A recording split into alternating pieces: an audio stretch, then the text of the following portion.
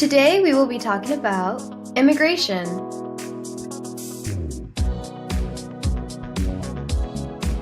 Immigration is the act of people traveling to another country to become permanent residents or citizens of that country.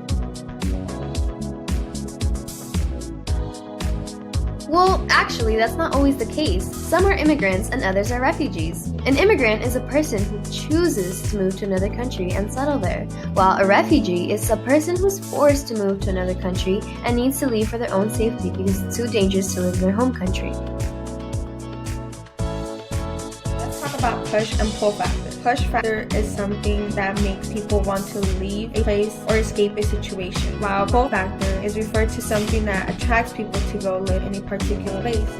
An example of push factor is wars, poor wages, lack of jobs, food shortage, religion and political reasons, climate/natural disasters such as droughts, hurricanes, storms, earthquakes. Pull factors consist of safety and stability, freedom, higher wages, job opportunities, food availability, better environment, and healthcare. There are approximately 44.7 million immigrants in the United States. About 1 in every 8 of U.S. residents is foreign-born. It could be your neighbor, the mailman, your teacher, your classmate. The 5 largest immigrant populations in the United States are from Mexico, India, China, Philippines, El Salvador, and the other, about 55%, are from Europe or other countries. 73% have become documented, and the other 27 aren't documented. This may be because they do not know what to do, they are nervous getting deported or any kind of legal action, so they don't start the process. Foreign citizens participate more actively in most labor-focused jobs. Immigrants have a higher workforce participation rate. 66.4% of all foreign-born citizens want to do the labor-focused jobs. This is shown when there was a shortage of immigrant farm workers and 20% of fruits and vegetables weren't harvested that year. What sucks is the U.S. wage increases, the demand for farm workers is going to decline. Employers do not want to pay the minimum wage to foreign-born citizens. The Development, Relief, and Education for Alien Minors Act, better known as the DREAM Act, was a bill in Congress that would have granted legal status to certain undocumented immigrants who were brought to the United States as children and went to school here. Although several versions of the bill was introduced and even passing through House of Representatives, it never formally passed.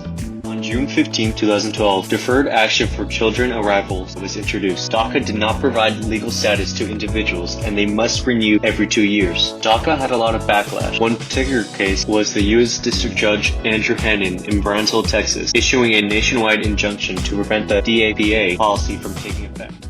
My name is Tatiana, and for my slide, I covered the importance of DACA effects and policy changes. In 2016, Trump gives a speech stating that part of his plan is to immediately terminate President Obama's 2 illegal executive amnesties in which he defied federal law and the Constitution to give clemency to illegal immigrants. In 2017, Trump administration announced that DACA would be phased out for current recipients and that no new requests for temporary protection from deportation under DACA would be granted. In 2018, U.S. District Judge William issued a nationwide order blocking the Trump administration's appeal of DACA. He said it was based on a flawed legal premise that the Obama-era policy was illegal.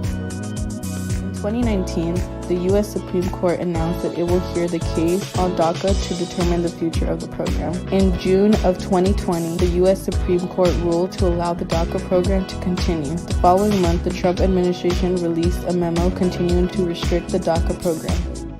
The U.S. District Court found that the July memo was issued without legal authority. The court ordered both sides in the lawsuit to submit briefs about what the federal government should do in order to enact its ruling. The court ordered the July memo to be vacated. As a result, the government must accept initial DACA applications, renewal requests, and applications for advance renewal.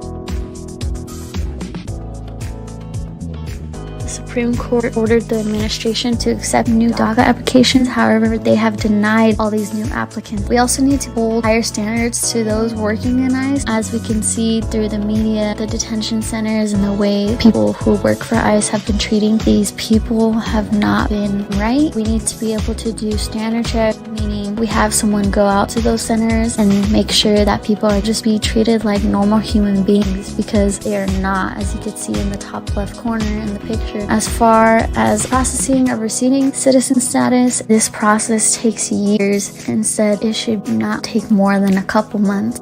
As far as when it comes to ICE arresting people, I think that they should only be arresting and detaining immigrants who have criminal records and who are putting a threat to others in society, instead of those who are trying to make a living of themselves, trying to have a better life for themselves. In a lot of cases, that's how it is. There are millions of immigrants that are looking for a better environment and more opportunities in a new country, and they help build and sustain these countries. The reintegration of the DREAM Act would show support for undocumented immigrants, and DACA is only a temporary emotional pause on the worry that millions face. Abolishing programs such as ICE would provide potential investments in America's future immigrants. On behalf of all of us, thank you so much.